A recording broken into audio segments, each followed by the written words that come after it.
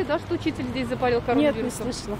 Вы не знали? Нет, не знал. Мы только в интернете слышали все. Но, если честно, не поверили мы в это, потому что много фейков всяких пишут.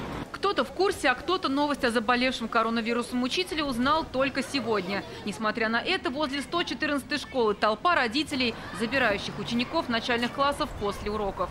На вопрос, страшно ли сейчас приводить ребенка на учебу, отвечают, других вариантов нет. Ну а куда деваться? Все равно приходится ходить. Страшно, но, с другой стороны, мы не хотим дистанционное обучение в 1 классе. Все нормально, все. Закрыли же там же 1 класс. Как-то обезопасили дополнительно ребенка? Конечно. У меня у ребенка иммунитет хороший, вон же он бегает. В том, что переживать не за что, нас заверили в самой школе. 17 сентября преподаватель 4 класса провела урок. После того, как у нее подтвердился диагноз COVID-19, 28 учеников перевели на дистанционку до 28 сентября. Дистанционное обучение организовано за счет других учителей школы. Был назначен исполняющий обязанности классного руководителя, так это класс маленький еще. Родители на данный момент поддерживают с этим заместителем непосредственно тесную связь. На данный момент каких-то принятия дополнительных мер в качестве изоляции каких-то других классов, закрытия на карантин других классов, предпосылок к этому нет. На изоляцию на 2 недели отправили и ряд сотрудников школы, контактировавших в тот день с этим преподавателем. Других случаев заболевания новой коронавирусной инфекцией среди учащихся и сотрудников школы не установлено.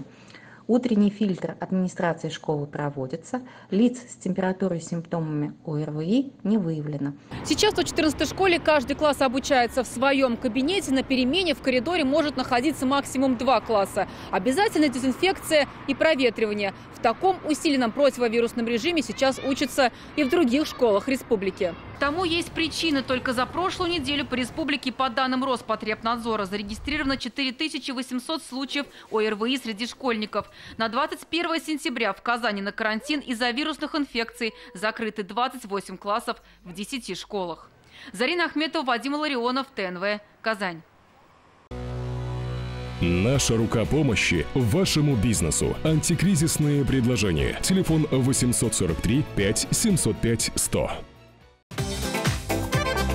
Көтелмәгән кунак көттөреп кенә интернет челтәрләренә дә килеп җитте. Хәзер бу фильмның барлык серияларын ТНВ.ру сайтында карап була.